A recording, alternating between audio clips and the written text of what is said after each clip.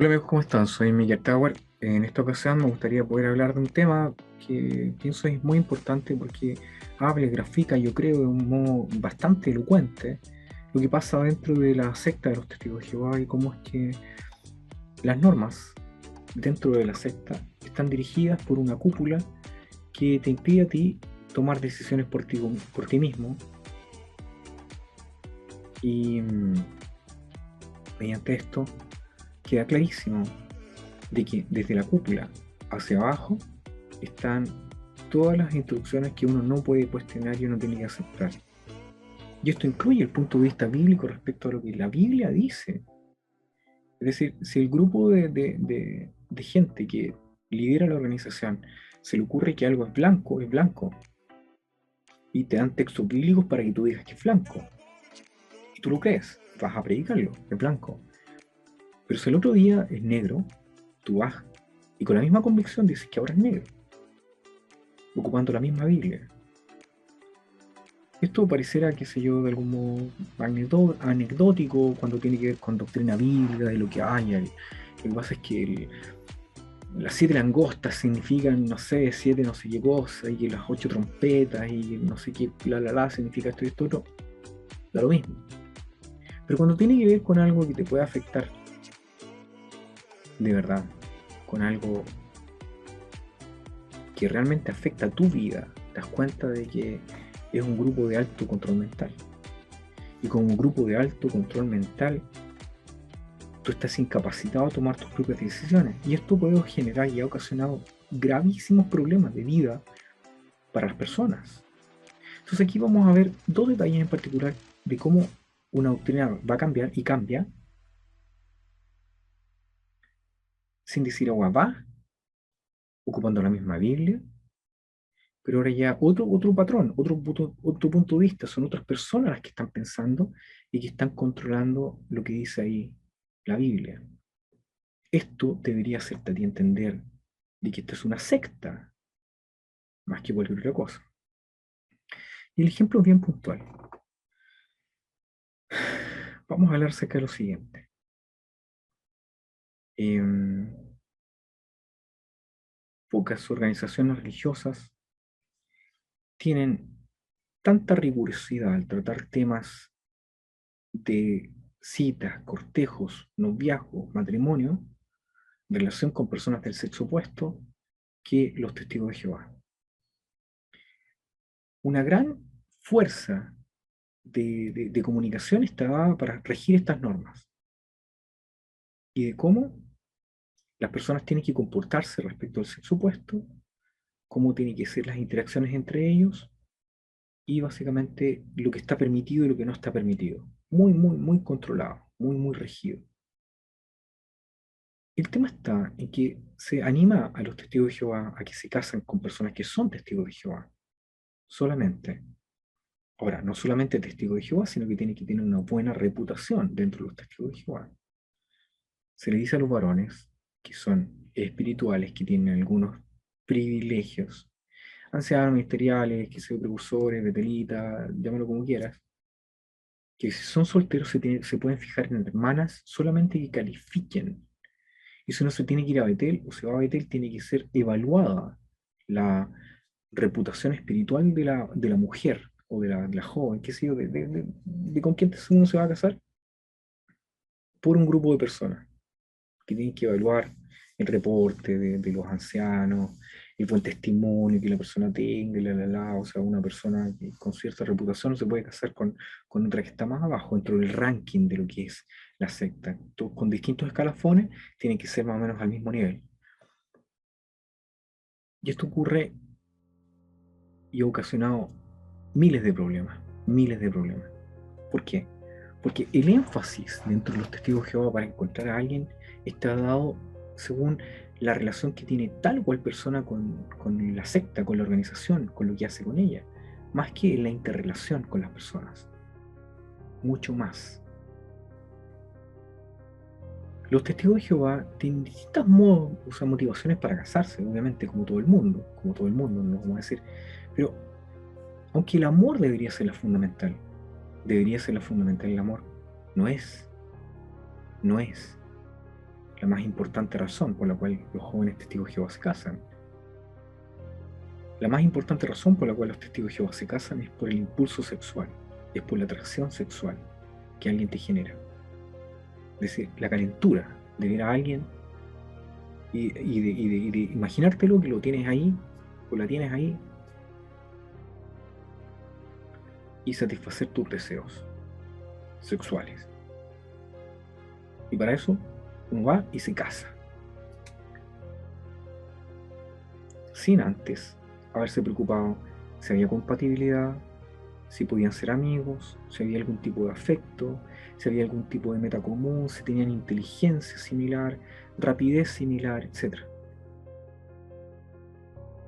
La enorme desproporción entre hombres y mujeres dentro de los testigos de Jehová hace de que los hombres escojan a granel. Y aquí escogen los hombres a granel, nosotros nos vamos por la vista y escogemos a la mujer más bella, la más hermosa, la más aquí, la más allá. Y muchas veces la mujer a quien escoge a lo primero que caiga. No todas, pero generalmente es así. No es culpa de ellas, no es culpa de las hermanas, para nada. Es culpa del sistema piramidal que existe machista, en donde la mujer es simplemente vista como una mucama o como una muñeca inflable para tenerla en la cama, o como una reproductora o una empleada, no como ser humano, ni como igual. Teniendo esto presente, entonces, habiendo tantas mujeres, la relación oferta-demanda hace, ¿no, verdad?, de las suyas. Generalmente nos encontramos con mujeres que están casadas con tipos que no las aman, aunque también hay hombres que se casan con mujeres muy atractivas que tampoco aman. ¿Por qué? Porque no está dado, ni se permite, ni se incentiva el hecho de conocer gente, de pasar tiempo, de experimentar cosas, porque esto tiene que ser muy rápido. Tú te pones de novio y te tienes que casar rápido. ¿Por qué? Porque viene, o sea, la tentación sexual y etcétera. No voy a caer en describir problemas posibles que todos nosotros conocemos de qué se trata. ¿Qué ha causado esto? ¿Qué ha ocasionado esto? Indecible dolor. Hay muchas mujeres, hombres también, personas, muchas personas que se han casado con alguien para darse cuenta de que no eran lo que pretendían ser, que eran un fraude, que eran una estafa, que se habían casado con otros motivos, no por amor. Y estaban al final encerrados, atrapados, engrillados a una situación que no podían evitar y no se podían salir. No se podía salir de ahí. Y muchos se casaron con gente que o era gay, encubierto, o se había casado por otros motivos o simplemente por la calentura. Y después de la calentura sexual que pasa, tal como pasa, todos los deseos pasan, después que se pasa la curva de dopamina en el cerebro, después ya te deja de gustar o la persona te deja de atraer. Y cuando ya no hay nada más, te quedas en absoluta soledad. Soledad. Pero la soledad estando casado dentro de los testigos es muchísimo más terrible que cualquier soledad, porque estás solo. Ya no hay modo de tener algún tipo de amistad con alguien que te pueda llenar. El problema es, y el problema ocurre cuando alguien que está casado dentro de los testigos de Jehová se enamora. Y se enamora generalmente de alguien que no es su cónyuge. Y se enamora. ¿Y cómo evitarlo? Enamorarse. No puedes evitarlo. Estás en un ambiente. Si tú no estás enamorado o enamorada, porque no lo estás, se acabó. Y después te sumerges en un ambiente donde interactúas con distintas personas, existe la posibilidad de que conozcas a alguien una persona de la cual sí te vas a enamorar. Y este enamoramiento no tiene por qué ser recíproco, puede ser unidireccional. Tú te puedes enamorar de alguien, la otra persona no tiene ni idea de que te enamoraste de la persona. Ocurre. Y cuando eso ocurre, empieza la fantasía platónica, de que, ay, que me gustaría, uno empieza a soñar, etcétera, y tal. Y quizá en los momentos íntimos uno empieza a pensar en la otra persona, pensando que es la persona que tú, de la cual tú estás enamorada o enamorado. El problema ocurre dentro de los grupos sociales cuando la situación es recíproca. Cuando una persona que no está libre para casarse porque está casada y otra persona que también está casada se enamoran de ellos. Y empieza el tema del tira y afloja, empieza uno a tirar señales, la otra persona recibe, tira de vuelta y empieza el ping pong. Y uno se asombra y ahí la vida se destruye. ¿Por qué? Porque te das cuenta que te enamoraste de alguien y te enamoraste de alguien que no es tu cónyuge. Y no hay caso. Le pasa a hombres y mujeres. Dentro de los testigos esta situación es extremadamente terrible y a un indecible sufrimiento, porque las vías de comunicación no existen como testigo de Jehová. Es pecado. Esto es pecado. Pensarlo es pecado. Entonces uno lo tapa, lo cubre. ¿De qué? Lo cubre de una revisita, que hermano, hay que mucha, ay, qué lindo su discurso, hermano, oh, qué bonito que sale a predicar, hermana, o venga para acá, yo la acompaño, vámonos juntos, hagamos una pareja, tengo una revisita, hermana, acompáñeme. Cuento. Y uno disfruta estos momentos de felicidad tan chiquititos, de estar con alguien que uno está enamorado, para volver a un matrimonio de mierda en la casa. Se da, ocurre. Pero el problema puede ser aún diferente. El problema puede ser de que las personas que están en esa condición, ya no pudiendo evitar demostrar que están, refrenarse el hecho de que están enamorados, se juntan, consuman su amor a nivel físico, y ahí, dependiendo de la fortaleza que tengan, se destruyen o todo se echa a perder.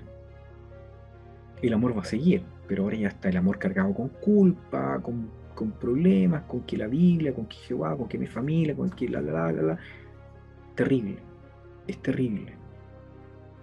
Y muchas personas van en esto y después no se pueden separar, se juntan por aquí y por allá, hasta que o confiesan o los pillan. Y un caos enorme para todo el mundo. ¿Por qué? Porque no está la libertad de hablar, no está la libertad de conversar. Por lo tanto, teniendo la Biblia una sola razón bíblica para separarse, no para separarse, para divorciarse, que es la fornicación y el adulterio, nos encontramos con esta situación. Presta atención. El matrimonio aquí compuesto por dos personas. Vamos a llamar a una el cónyuge culpable y el cónyuge inocente dentro de este contexto del adulterio y la fornicación. Porque el cónyuge culpable podría no ser culpable, el cónyuge inocente podría no ser inocente, etc. Pero aparte de eso, cónyuge culpable, cónyuge inocente. El cónyuge culpable, cuando confiesa su pecado, disuelve este matrimonio. O sea, el acto de la fornicación o del adulterio disuelve el matrimonio y las personas teóricamente están libres para casarse. Pero, pero, pero, el problema que hay es que el cónyuge inocente tiene amarrada a la persona, la situación, de un modo administrativo o legal, como tú quieras llamarlo, porque si la persona que es el cónyuge inocente perdona al cónyuge culpable, el cónyuge culpable no está libre para casarse, porque te deja amarrado. Por lo tanto, puede que el cónyuge culpable quiera estar con la persona enamorada y disolver este matrimonio ocupando este ardid para casarse con la persona que ama. ¿Y qué es lo que pasa? El cónyuge inocente, al perdonarle, no le daba la libertad a esta otra persona. Eso creó durante mucho tiempo muchos problemas. ¿Y cómo lo enfrentaba la organización de los testigos de Jehová? Es complejo, si ustedes se ponen a pensar, es complejo, aparte de la vicisitud y todos los matices que podemos hablar. Pero veamos lo que dice las publicaciones de los testigos. Veamos, por ejemplo, acá. Vamos, les voy a compartir, acompáñenme. Vamos a ver acá cómo se trata este tema, misterio. Vamos a ocupar el índice. Vamos a ocupar este acá, adulterio físico. No es paz, editar, divorcio, adulterio. Ah, ya, ahí está. Adulterio planeado para disolver el matrimonio. Vamos a ver lo que dice ahí. Esta es la publicación. Dice divorcio que tiene base bíblica. Dice, hay circunstancias en las que el cristiano pudiera ir más allá, obtener un divorcio y quedar libre para volver a casarse. Recuerde, Jesús aconsejó, lo que Dios ha unido bajo un yugo, que no lo separe ningún hombre. Después la base bíblica es el divorcio, perdón, el adulterio. Significa esto, presten atención a esa parte. Significa esto que si un cristiano se casa, cansa, se aburre, no soporta a su cónyuge, o se enamora, y ponen entre comillas él se enamora, como que no es verdad, o se enamora de otra persona, puede libremente usar alguna situación que envuelva fornicación para cambiar de cónyuge. Técnicamente, sí, pero ellos dicen, lamentablemente, en algunos casos, en que ambos cónyuges afirmaban ser creyentes, es decir, no son testigos de Jehová, se ha tramado deliberadamente usar la fornicación como ardid para romper lazos matrimoniales de base bíblica. Parece que tales personas han adoptado el parecer de que pueden cometer premeditadamente inmoralidad, ser expulsadas por más o menos un año, y entonces arrepentirse y volver con su nuevo cónyuge y ser restablecidas de la congregación. Dice acá, sin embargo, en tales casos debería pasar bastante tiempo, no dicen cuánto, pero dicen bastante tiempo, antes que los ancianos siquiera consideren una petición. Los ancianos no orarían apresuradamente. Tienen que ver una prueba muy clara de que haya frutos propios del arrepentimiento. Aun si con el tiempo se restableciera la persona que haya cometido el pecado, pasarían muchos años antes de que los ancianos la recomendaran para privilegios especiales, si acaso lo recomendasen, etc. En todo caso, tal recomendación no se haría antes que el cónyuge inocente se volviera a casar o muriera, etc. Entonces, esa era la situación en este año. Esta es la atalaya del 83, básicamente. Entonces ahí está claro, ahí lo menciona, dice que eh, ya lo vimos, ahí dice básicamente de que eh, no se permite, estaba mal visto, al contrario, es un pecado enorme, gravísimo, era burlarse de Dios, esto no se podía hacer, no te podías ir, casarte con otra persona, volver a la congregación. Entonces uno decía, bueno, saca las cuentas, me demoro un año, 2 años, me establecen y entro de nuevo a la congregación. ¿Qué ocurría? ¿Qué pasaba? Entonces, imagínense el dolor que se podía haber causado a distintas personas en vez de hablar estos temas, en vez de hablar y decir, ¿sabes qué? No estoy enamorado de ti, vamos, me separo, me divorcio. No, no funciona este tema entre nosotros. Tú sigue tu vida, tú y yo, tarará, nos separamos, tú estás bien, no tengo para qué meterme con nadie. No, forzaban a la gente a encamarse con alguien. Eso es lo que hacían. Bueno, sigamos viendo más detalles. Eh, Vamos a otro tema. A ver. Encuesta en el corazón de confesión, evitarlo, sospecha bíblica, obtención por el cónyuge culpable. Esto es el 75, a ver. Vamos a ver. Pregunta a los lectores. Ahí está. Voy a bajarte un poquito acá. Lo voy a poner ahí. Dice, en caso de adulterio, ¿hay algunas circunstancias en que la parte culpable podría obtener un divorcio y ser considerado por la congregación para contraer segundas nupcias? Si la pregunta existe es porque el problema está. Entonces aquí dice, podría haber circunstancias que dieran lugar a que la congregación adoptara esta posición. Sin embargo, deberíamos repasar los principios bíblicos. ¿Qué hay si el cónyuge inocente rehusara aceptar la vuelta a este? Entonces ahí sí se podría. Aquí menciona acá básicamente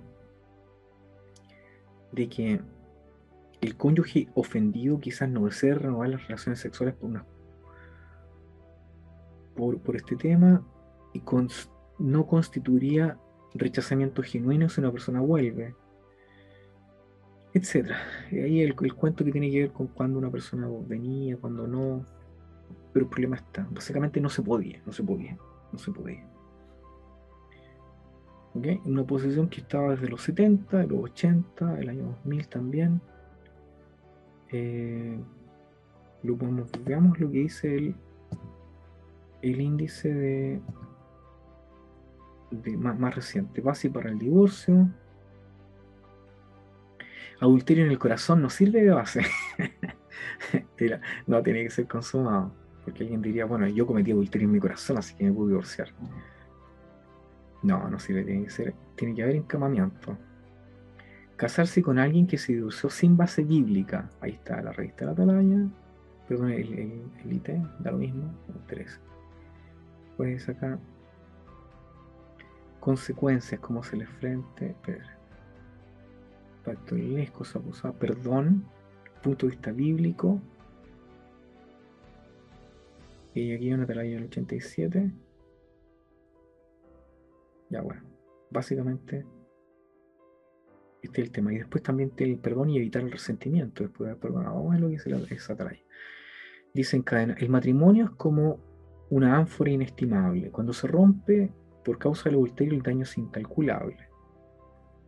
Es cierto que los fragmentos rotos pueden unirse con la reconciliación, no obstante las fisuras permanecen, y en un altercado pudiera surgir la tentación de ver esas fisuras y usar el pasado como un arma. El resentimiento es una respuesta normal a la infidelidad conyugal. Pero si ha perdonado, no permita que rencores latentes destruyan lo que consiguió el perdón, etc. Entonces, básicamente, si una persona se arrepentía, daba el paso. El tema está en que no se podía usar el tema bíblico para volver a la congregación. No obstante, hay una nueva luz. Vamos a verla. Y la nueva luz estaba por este artículo, que es de la Atalaya de abril de este año, y dice así, pregunta a los lectores. Si un cristiano se divorcia de su esposa sin tener la base bíblica y se casa con otra persona, ¿cómo verá la congregación el matrimonio anterior y el nuevo? Y aquí menciona este tema, dice, en ese caso, la congregación considerará que el hombre le puso fin a su matrimonio anterior cuando volvió a casarse y que el nuevo matrimonio es válido. Un cambio, aquí hay un cambio de luces, un cambio de luz. Y este cambio es muy descarado. ¿Por qué? Porque ocupa la Biblia nuevamente. ¿Se dan cuenta de que la secta puede, con la Biblia puede armar lo que ellos quieran? Dice acá que todo el que se divorcie de su esposa, a menos que sea por inmoralidad y se case con otra, comete adulterio. De las palabras de Jesús aprendemos que la inmoralidad sexual es la única base bíblica y que el hombre que se divorcia sin base bíblica y se casa con otra comete adulterio. O sea, es el mismo argumento que habíamos visto en las atalayas anteriores del 80 o del año 1970. ¿Qué significa esto? Y aquí ellos ponen la palabra. ¿Significa las palabras de Jesús que si un hombre la? No necesariamente. ¿Y quién te dice a ti que eso es así? ¿Quién dice esto? Fíjense ustedes. Este ejemplo es un ejemplo muy importante de cómo es que la secta dice lo que quiere cuando quiere, sin importar el daño que haya causado. Sin importar esto. Dice acá, cuando un cónyuge comete adulterio, el inocente decide si perdona o rechaza al culpable. Si lo rechaza, ambos quedan libres. Por otro lado, la parte inocente quizás tenga un sincero deseo de conservar su matrimonio y exprese que está dispuesto a perdonar al esposo. Pero ¿qué si el esposo adúltero rechaza el perdón y obtiene unilateralmente un divorcio legal, que era algo que, ¿se acuerdan que lo tenía amarrados antes? ¿Qué es lo que dice la atalaya? Dice, en vista de que ella está dispuesta a perdonarlo, él no está bíblicamente libre para volver a casarse. Si él se obstina y se casa con otra, comete adulterio una vez más. Si un hombre se casa de nuevo sin tener libertad bíblica para hacerlo, ¿cómo lo ve el matrimonio anterior y el nuevo? ¿Continúa intacto el matrimonio anterior? Dice, La congregación consideraba, fíjense lo que dice acá, hasta ahora, la congregación consideraba que el nuevo matrimonio era adúltero mientras el cónyuge inocente viviera, permaneciera sin casarse y no fuera culpable de inmoralidad sexual. Esa frase es insultante para cualquier persona que tiene una mente lógica, porque dice que la congregación consideraba, la congregación no considera nada, la congregación no tiene derecho a opinar nada, nada. Es la secta la que dice o no dice. Pero dice que acá que algo cambió. ¿Y qué es lo que cambió? Lo que cambió es lo siguiente. Dice acá, cuando alguien pone fin a su matrimonio divorciándose, el cónyuge ya no tiene la opción de perdonarlo o rechazarlo. De modo que el inocente ya no carga con la responsabilidad de tomar la decisión. ¿Ok? Entonces dice acá que la manera como la congregación verá el nuevo matrimonio no dependerá de que el cónyuge inocentemente muera, se vuelva a casar o sea culpable de inmoralidad sexual.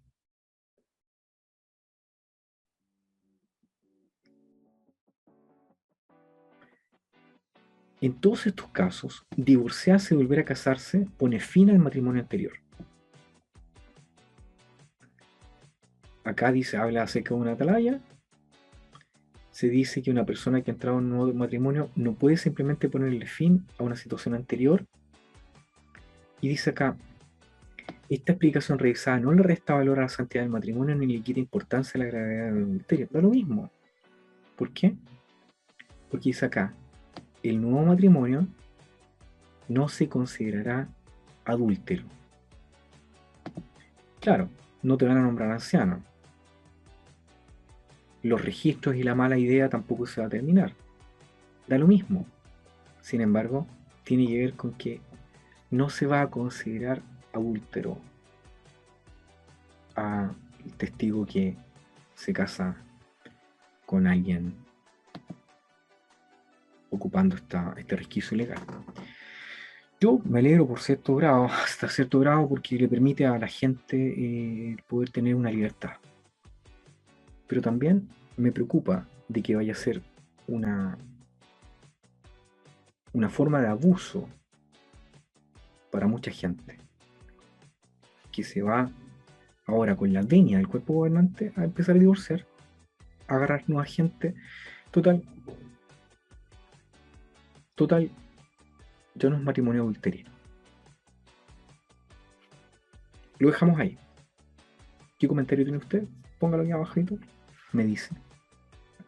Sin embargo, lo que les quiero mencionar es que las normas de los testigos de Jehová han causado muchísimo dolor porque se meten donde nadie los ha invitado, donde no tienen derecho a meterse. No se pueden meter en la cama de nadie. Ellos no pueden hacer eso. En vez de dejar que la gente tome su propia decisión, vea y resuelva sus problemas, se siguen metiendo, se han seguido metiendo y se han seguido metiendo en la cama de la gente. Esta secta realmente causa muchos problemas y un dolor indecible o insufrible. ¿Qué es lo que va a ocasionar esta nueva vista, esta nueva luz? Ya lo sabemos ya. Mucha gente va a ocupar esto como un resquicio ilegal para destruir su matrimonio y para buscar a alguien que le plazca. No tengo problema, o bueno, yo no soy nadie para decir algo que nadie me ha llamado para mi opinión. Yo no tengo problema en que la gente hable de su tema y converse como persona adulta y resuelva los problemas y busque el amor de su vida. Feliz con eso. Que si hallamos el amor de nuestra vida, está en nosotros seguir o no, o rechazarlo o no. Es cosa de cada cual. Pero nadie se puede meter, nadie debería opinar. Pero dentro de los testigos está este tema. Y ahora, con esta información nos muestra de que esa llamada conciencia bíblica dentro de los testigos no existe. Y ese es el punto que quiero destacar yo. Más de si este tema está bien o mal, que cada cual decidirá si está bien o mal, a mí me da lo mismo. Tiene que ver con cómo es que ellos implantan una idea desde la cúpula hacia abajo. Y usted que es testigo de Jehová tiene que aceptarlo. Ellos dicen, antiguamente la congregación no los consideraría, pero a la luz de las nuevas, ahora sí vamos a hacer esto y esto otro. Mentiras, patrañas. Los testigos de Jehová no tienen derecho a creer nada que ellos, o sea, no tienen derecho a desarrollar sus propias ideas y sus propios criterios. Simplemente tienen que aceptar lo que se les dice. Así que eso es lo que le quería mencionar. Espero que les haya interesado. A mí me llamó la atención cuando lo vi, lo vi porque era un cambio de doctrina y espero que pueda graficar muy bien lo que significa estar dentro de una secta o un grupo de alto control mental que regula todas las cosas que uno vive dentro de la organización. ¿Okay? Que les vaya bien, mando un abrazo, vamos a seguir con más videitos, qué sé yo, unos días.